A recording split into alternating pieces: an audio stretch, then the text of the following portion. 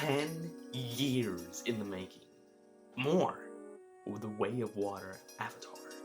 Now, this movie came out kind of unexpectedly because I didn't realize that James Cameron was going to decide to shoot all, like, Avatar 2, Avatar 3, Avatar 4 at the same time and not release them to prevent aging of characters and such.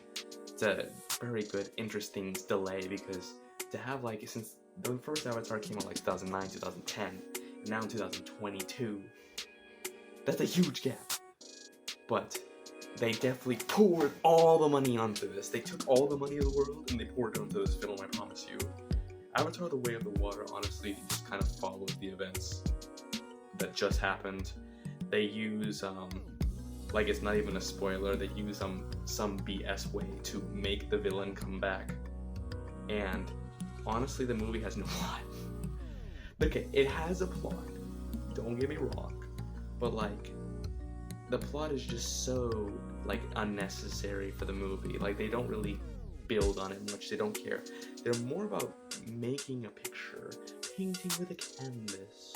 This whole movie is breathtaking. If you thought Avatar 1 was a marvel, this is like a double marvel.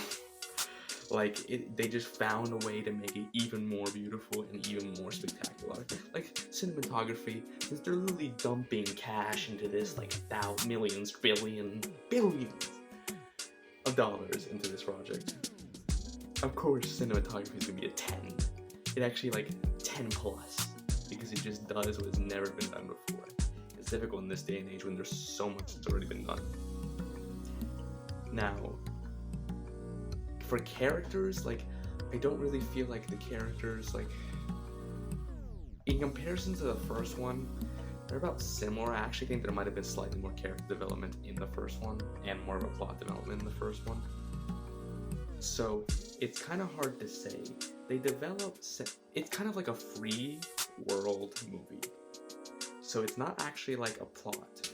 It's just kind of a movie you're watching and it's just immersed in the world, and you're just kind of going in these, like, mini adventures that have no big relevance. And then there's a main storyline plot that is following in the background, and it's not actually, like, you know, being pushed the whole time, but it's just like every once in a while you get, oh, main storyline time to push it a little bit and go back to the mini subplots.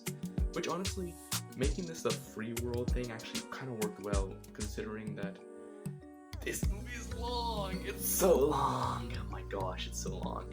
But it's definitely worth a watch. So, this is very difficult to rate because it is cinematographical masterpiece. The visual effects are impeccable. The plot is just weak. But at the same time, it's like the cinematography is so strong that it carries it. Not like No Man's Land. No. Much, much better. Because you just have to see it for yourself. I literally can't even describe the plot without even spoiling it, because literally nothing happens almost. It really is just like side quests happening if it was like a game. So, it's really hard to give this a rating because the plot is like from a 5 out of 10 movie or a 5 out of 10 movie. But the visuals and cinematography, it's like from a perfect movie, and the character development somewhere in between. So I'm gonna have to give this like a 7.5, and I'll give you a quick explanation why 7.5, because although I do think the cinematography just maxed out the category,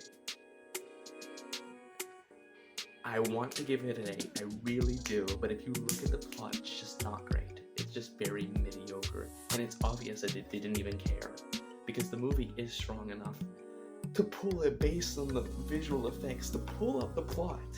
It's like bizarre, I've never seen just pretty movie been able to pull up a plot. Like, No Man's Land was a pretty movie, did not pull up a plot. No. So, when I give it a 7.5, it's like, if I had a light 8, let's say light 8. Honestly, a light 8 to a 7.5, just like in between that range, is probably the best rating for this movie. If you want more movie reviews and TV show analysis, be sure to subscribe and leave in the comments if you think it's a different rating, or what rating would you give it? Like, please remember, beauty is not everything to a movie, and it has to have some plot progression.